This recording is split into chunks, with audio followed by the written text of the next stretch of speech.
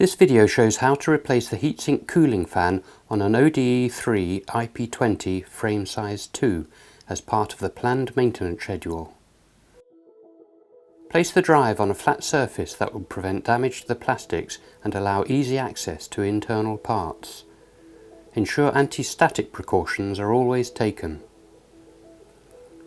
To remove the cover, tilt the drive to one side and push the two tabs inwards.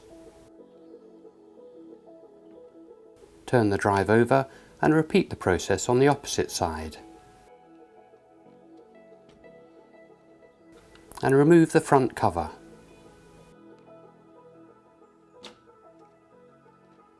Use long-nose pliers to disconnect the fan lead.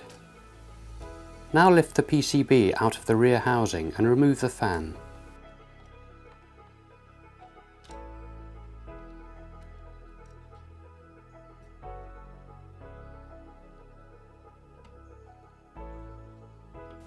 Replace the heatsink cooling fan using the parts supplied in the Preventive maintenance kit. Rebuild the drive by reverse engineering the previous steps taken.